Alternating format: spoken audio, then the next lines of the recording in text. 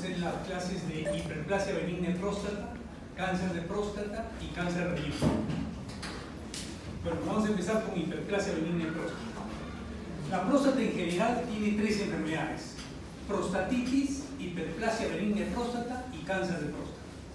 La prostatitis más común entre los 20 y 40 años, hiperplasia benigna de próstata a partir de los 50 y cáncer de próstata a partir de los 60. Es lo más frecuente. Las tres enfermedades en un inicio dan los mismos síntomas, el famoso síndrome de prostatitis. Ya vamos a ir hablando qué es el síndrome de prostatitis. Pero al inicio las tres enfermedades dan lo mismo. Hablando de prostatitis, la prostatitis puede ser aguda y puede ser crónica. La aguda es una enfermedad de necesidad hospitalaria. Es una enfermedad que da con mucho dolor, fiebre, malestar general. El paciente tiene que hospitalizarse para recibir antibióticos por vía parenteral.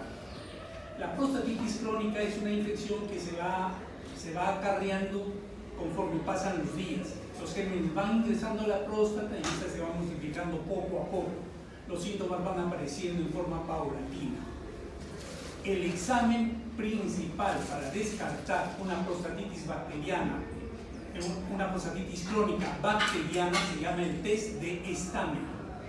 Test de Stamen o la prueba de los tres vasos, en el cual se sacan muestras de orina, muestras de semen y muestras de un masaje prostático.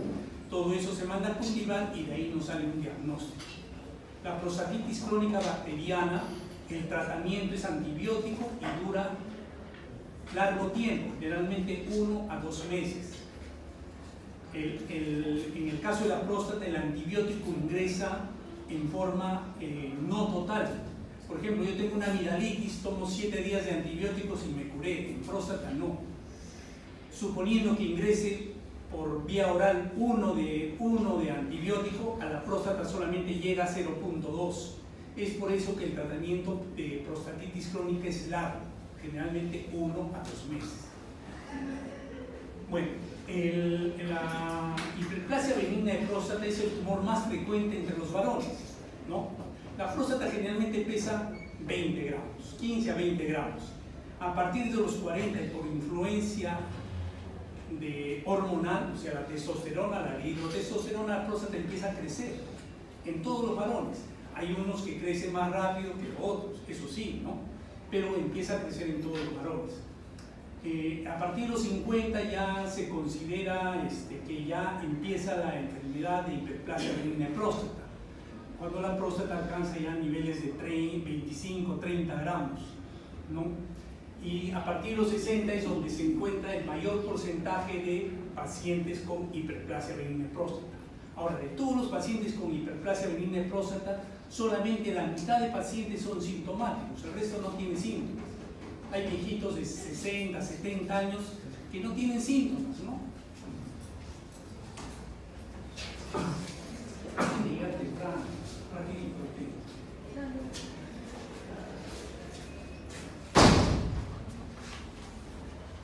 Entonces, hay pacientes mayores de 70 años que no tienen síntomas. En cambio, hay pacientes que tienen 50 años y ya tienen síntomas, ¿no? Tienen síntomas, puede ser irritativos o obstructivos, y tienen necesidad de tratamiento médico o muchas veces tratamiento quirúrgico, ¿no? En esta figura tienen una vejiga normal, tienen la próstata, y la próstata envuelve a la uretra. La uretra es el conducto por donde va a salir la orina de vejiga hacia el exterior, ¿no? Y tenemos una parte de la uretra que es la uretra prostática. Conforme va creciendo la próstata, va obstruyendo la uretra prostática, y de ahí vienen los síntomas obstructivos, ¿no? Pero no solamente los síntomas vienen dados por el volumen prostático. Por eso vamos a hablar del síndrome de prostatismo, donde hay síntomas por obstrucción y también síntomas por la inervación del cuello de la vejiga. El cuello de la vejiga, que está inervado por el simpático, por los receptores alfa, ¿no? ¿Cómo se hace el diagnóstico? Normalmente, ¿a qué edad empieza el chequeo prostático? El chequeo prostático empieza normalmente a los 50 años. 50 años empieza el chequeo prostático y es una vez por año. Básicamente es un tacto rectal y el examen de sangre, que es el antígeno prostático o PSA. Con eso yo empiezo a chequear a los pacientes, ¿no? Ahora, si el paciente tiene antecedentes familiares, ya sea papá o hermano, el chequeo comienza antes. En ese chequeo, o de repente el paciente se presenta antes al consultorio de urología, tengo que preguntar los síntomas que me pueden dar indicios de una hipertrofia prostática, ¿no? Como son síntomas obstructivos o irritativos, ganas de orinar a cada rato, tiene que empujar para orinar, hay goteo postmiccional, se levanta a orinar en la noche, tiene que empujar para orinar. Pregunto todo eso, ¿ya? Y todos esos síntomas pueden ser valorados mediante un cuestionario. Se llama el cuestionario IPS de síntomas prostáticos. Hay una serie de preguntas que ustedes van a ver acá y cada una tiene un puntaje. Entonces al final del cuestionario yo sumo todos los puntos y puedo establecer la gravedad de los síntomas prostáticos. Por ejemplo, de 0 a 7 me dan síntomas leves, de 8 a 19 síntomas moderados y más de 20 síntomas graves. Solamente hablando de síntomas, solo de síntomas. Cuando yo voy a tratar a un paciente tengo que hacer una unidad. El examen clínico, los síntomas, los exámenes auxiliares. Pero solamente de síntomas. Se dice que cuando el paciente tiene síntomas leves, yo puedo dar tratamiento en base a fitoterapia. Las fitoterapias son medicinas que están hechas en base a plantas, ¿ya? Y su función básicamente es antiinflamatoria. De 8 a 19, de 8 en adelante ya necesitaré síntomas específicos para el tratamiento de próstata y más de 20 muchas veces necesitan cirugía. Entonces, volviendo a lo de antes, en la anamnesis tengo que buscar qué síntomas tiene el paciente y siempre hacer ese cuestionario IPS para hacer una valoración de los síntomas prostáticos. En los antecedentes, tengo que ver una serie de enfermedades que me pueden dar alteraciones en la función miccional. Por ejemplo, neuropatías, la diabetes, el Parkinson, enfermedad de Alzheimer, tumores cerebrales, cualquier tumor en la columna, etc. Todos esos me dan alteraciones en la micción porque van a alterar tanto la función miccional como la función digestiva, o sea, la evacuación. Entonces tengo que hacer una preguntar sobre el tipo de enfermedad que puede tener ese paciente para hacer una valoración y extrapolarlo a los síntomas prostáticos que pueda tener el paciente. En el examen físico, ya dije, es fundamental el tacto rectal. Hablando de tacto rectal, la consistencia de la próstata, ustedes se tocan la punta de la nariz, esa es la consistencia normal de la próstata. Si yo encuentro un nódulo, encuentro algo duro, será un tacto rectal anormal, que ya me va a llevar a hacer otra disquisición diagnóstica. Otra cosa es la palpación de la zona hipogástrica, ¿no? Por encima del pubis. ¿Para qué? Para ver la zona de la vejiga, ver si esa vejiga está reteniendo orina. Puede haber una retención urinaria aguda o crónica, ¿no? Entre los exámenes auxiliares, los de importancia, el PSA a la cabeza. Tengo que pedir glucosa, es fundamental. Todo paciente diabético tiene alteraciones miccionales. Todo paciente diabético. Tengo que pedir urea y creatinina para ver función renal.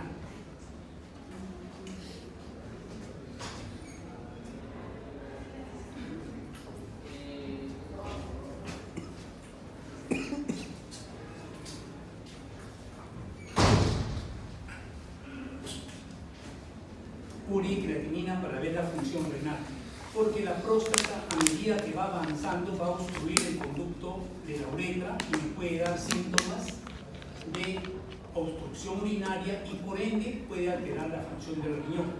Es más, los pacientes de larga data de hipertrofia prostática, cuando están en la última fase, pueden llegar a la insuficiencia renal crónica e incluso insuficiencia renal terminal. La ecografía vesicoprostática básicamente me da el volumen.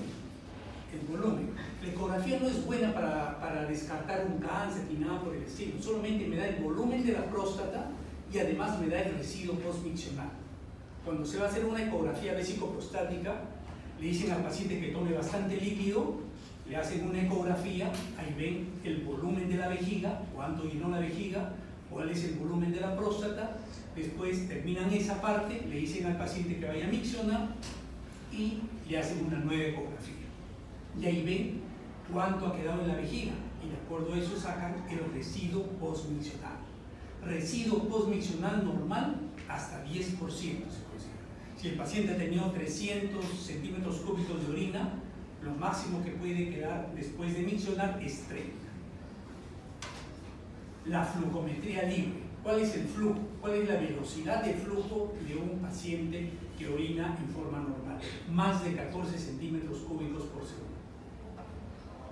La cistoscopía es un examen auxiliar, ya es un examen invasivo donde yo tengo que introducir un aparato por la uretra hasta la vejiga para ver el grado de obstrucción que tiene la próstata. 1. 2. Para ver las alteraciones en la vejiga. Porque a medida que se va produciendo la obstrucción, primero, ¿qué hace la vejiga? La vejiga hace fuerza, la vejiga es un músculo detrusor, hace fuerza cada vez con mayor intensidad para poder evacuar la orina por un conducto estrecho, ¿no?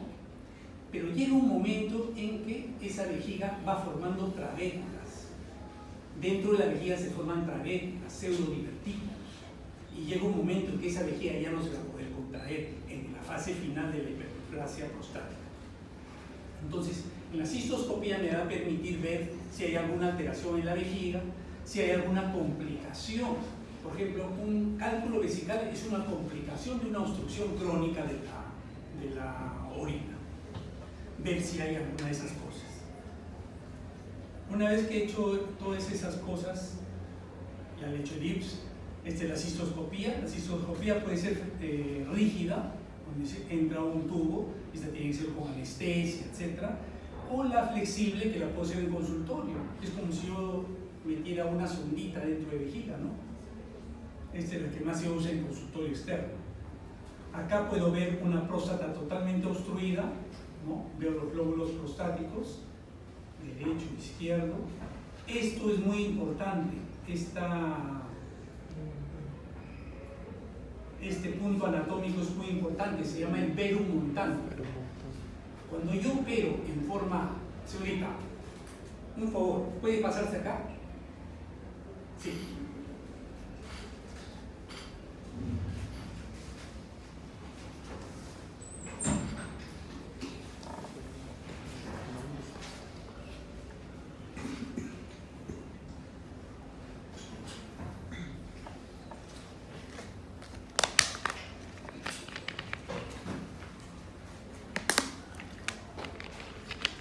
Cuando yo opero en forma endoscópica, esto es muy importante, este reparo anatómico.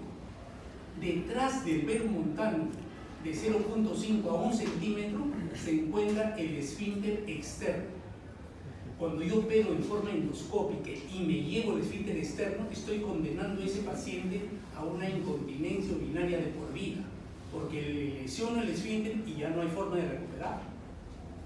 Entonces, este reparo anatómico es muy importante. Esto es preoperatorio y esto es posoperatorio. Entonces, la próstata tiene lóbulos, el derecho, el lóbulo izquierdo, lóbulo medio, que es el cuello de la vejiga, y acá estoy viendo en el fondo un cálculo vesical. Esto es un divertículo y estos son pseudodivertículos que se encuentran entre trabéculas. Dos trabéculas y al medio se forma como un hueco. Eso es un pseudodivertículo. Son complicaciones de una obstrucción crónica de la vejiga por la próstata. Este es el síndrome de prostatismo, ¿no? Que actualmente se llama síndrome de síntomas del tracto urinario inferior. Está dado por el componente estático, dado por la dihidrotestosterona, ¿ya? Donde me da síntomas obstructivos, disminución del chorro de orina, pujo, chorro delgado, residuo postmiccional. Y el componente dinámico, que está dado por el cuello de la vejiga, por los alfa receptores, componente puramente simpático, ¿no?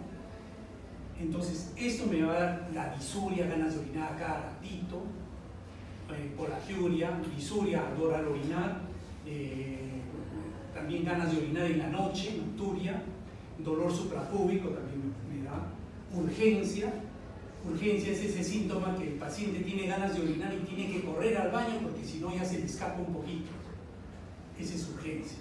Todos estos síntomas comprenden el componente dinámico de la vejiga. Entonces hay un componente estático y un componente dinámico. Todos estos constituyen el síndrome de prostatismo, que es común a la hiperplasia benigna de próstata, cáncer de próstata en sus inicios, prostatitis también. En la prostatitis predomina el componente dinámico, los síntomas irritativos. Entonces, ¿cuáles son las complicaciones? Ya hablamos, ¿no? Tengo la vejiga, algo que obstruye, la vejiga tiene que hacer un poco más de fuerza. Entonces, al hacer esta fuerza, por ejemplo, es un paciente de 50 años, empieza con sus síntomas, le doy tratamiento médico, pero el paciente no mejora mucho, pero al año o a los 2 años el paciente se opera. Esa vejiga va a quedar, después de operada, va a quedar con vejiga hiperactiva. ¿Qué quiere decir eso? El paciente ya no tiene la obstrucción, pero el paciente orina cada rato y se levanta a orinar en las noches. Eso es por la vejiga hiperactiva. Le doy tratamiento con anticolinérgicos y el paciente mejora. Pero llega un momento en que después de la vejiga hiperactiva ya se van formando las trabéculas. Y llega un momento que ese músculo ya no tiene la capacidad de contraerse. Opero un paciente en esas condiciones y de repente el paciente en el postoperatorio ya no orina bien.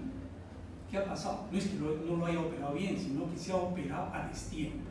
Es por eso que en pacientes que son de larga data es mejor, ahora que está de moda las denuncias, eso por mala praxis, es mejor al paciente pedirle un estudio urodinámico. La urodinamia lo que me permite es evaluar el real funcionamiento de la vejiga, ver si esa vejiga se contrae o no se contrae, ¿no? Si no se contrae, en el preoperatorio diré, pues señor, usted puede quedar mal, ¿no? Entonces yo ya le advierto al paciente, le hago firmar y el paciente se opera. Muchas veces mejora, pero muchas veces no. Y si continúa esto, si continúa la obstrucción, va a haber hidronefrosis en un primer momento y después la falla renal. Por eso muchos pacientes que no se operan llegan a insuficiencia renal crónica terminal, llegan a diálisis. Son características también de las complicaciones de las infecciones urinarias, ¿no? Por la obstrucción, la orina que se queda retenida en vejiga fácilmente se infecta, forma cálculos, ¿no? Y también la próstata puede sangrar, hematuria. El tratamiento médico, varios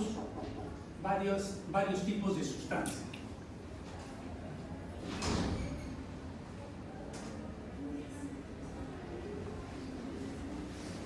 Así ya se cierra, nadie más entra hasta la otra clase. En primer lugar tengo la fitoterapia. La fitoterapia son pastillas elaboradas en base a vegetales. Tenemos el Cerenoa repens, Picnium africano, todas esas pastillas que hacen propaganda por televisión están hechas en base a vegetales. Acá en el Perú ha sido estudiada una planta, ¿no? El achiot, ha sido estudiada por la Cayetano Heredia y produce beneficios en los síntomas prostáticos, básicamente por componente antiinflamatorio. Entonces, cuando los síntomas son leves, yo le puedo dar solamente fitoterapia y con eso lo alivio al paciente. De ahí vienen los alfa-bloqueadores. Los alfa-bloqueadores, supongo que ya deben haber visto esto. Tenemos la vejiga, que está formada por el músculo detrusor. ¿Quién inerva el músculo detrusor? Básicamente es el parasimpático, ¿no? Parasimpático. Efecto colinérgico. ¿Qué hace? Contrae.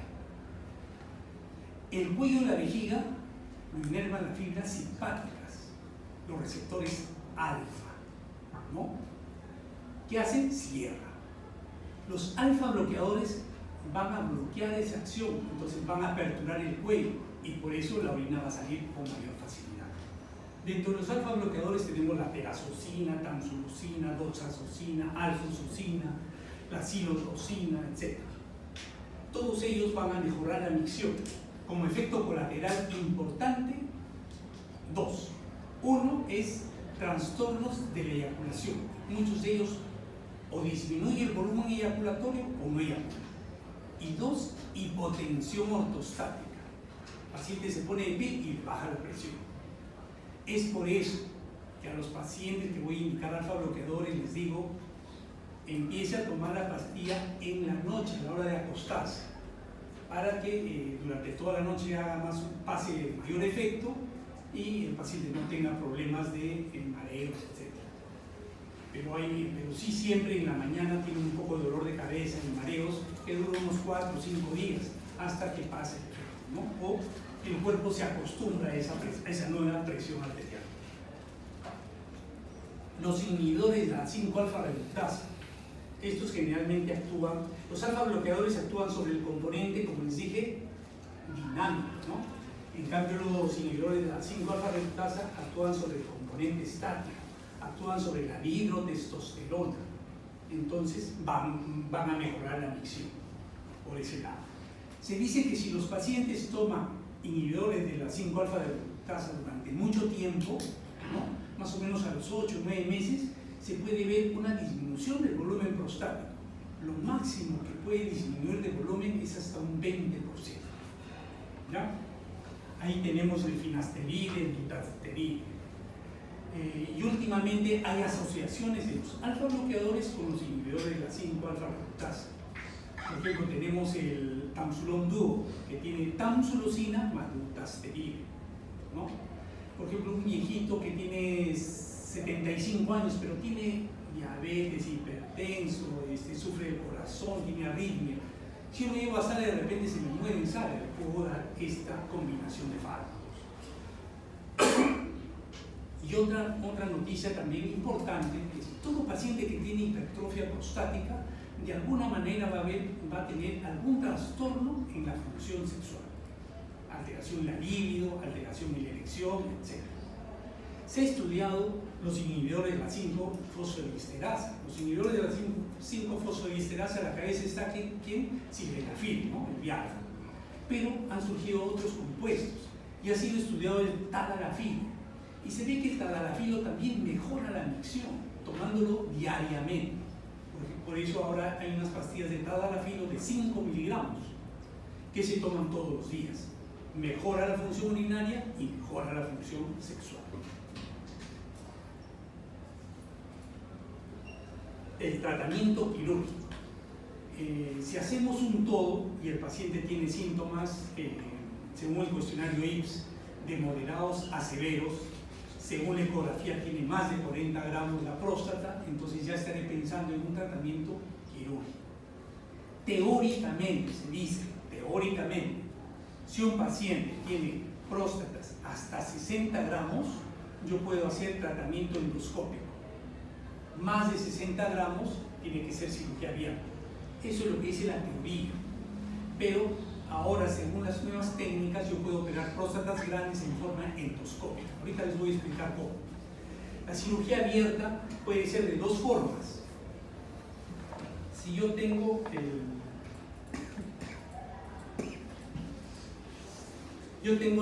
acá tienen la próstata, ¿no?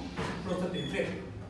Tengo una técnica en donde yo hago una incisión, puede ser mediana o Pfannenstiel, la que se usa para las cesáreas, llego hasta la vejiga y aperturo la vejiga.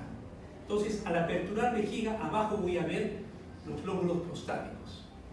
Le hago una incisión con cauterio a todo alrededor de los lóbulos prostáticos y en forma digital, con el dedo, voy a sacar toda la próstata. Ese se llama adenotomía prostática transvesical, APTV. Y yo no quiero abrir vejiga, entonces voy a abrir la cápsula prostática. Diseco un poco más y voy a abrir a este nivel, ¿no? Abro la cápsula prostática y también el núcleo con el dedo, los lóbulos prostáticos. Son las dos técnicas de cirugía abierta que hay. ¿Cuál es mejor? Ninguna es mejor que otra. todo depende de dónde la realice. Por ejemplo, en el Hospital Almenara, la técnica quirúrgica que todos empleamos es APPB, transvesical. Tengo entendido, por ejemplo, que en el 2 de mayo, no sé si los que han ido al 2 de mayo, la técnica que más hacen es la retropúbica.